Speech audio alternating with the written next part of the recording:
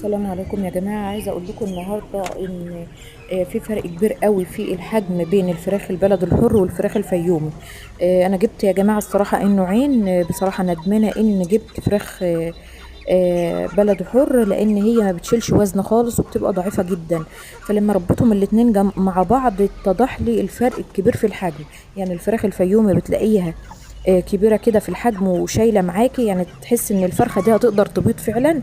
والبلد الحر برضو بيبيض، بس يعني بتبقى جسمها ضعيف قوي، يعني كبيرها كيلو ونص، اخرها كيلو ونص، يعني يوم ما تقعد 6 شهور ما تزيدش عن كيلو ونص. اما الفراخ الفيومي ما شاء الله نفس العمر. وشايفين الفرق يا جماعة؟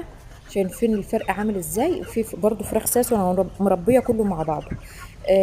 شايفين قد ايه الفراخ البلد الحر ضعيفة جنب الفراخ الفيومي. بس هما الفرختين الصغيرين دول اقل منهم في العمر شوية، انما برضو اللي معاهم في العمر او جايين معاهم في نفس اليوم، في فرق كبير جدا في الحجم بين الفيومي والبلد الحر.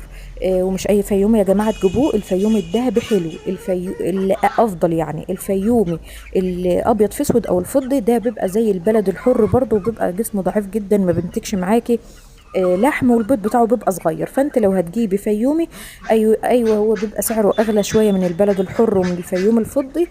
بس في النهايه بدي معاكي لحم وبيض بيض. فدي نصيحه مني، لو انت عايزه تربي حاجه للبيض هاتي فيومي دهب. هينفع معاكي للبيض وهينفع معاكي للحم. حتى لو حصل عندك اي مثلا ميكروب لا قدر الله، اي تعب في الفراخ وعايزه تذبحيهم تلحقيهم، هتلاقوهم ينفعوا معاكي، لان هم بيبقوا هم اصلا ناتج تهجين الساسو، يعني بيبقوا جسمهم شايل لحم، يعني زي قريب للساسو كده شويه. فبلاش الفيومي الفضي ولا البلد الحر، جسمهم ضعيف جدا وما بيكبروش معاك بسرعه. ايوه بينتجوا بيض، بس بيبقى بيض صغير وضعيف شويه وبيبقى جسمهم ضعيف. اما الفيوم الفضي، الفيوم الذهبي هو اللي افضل.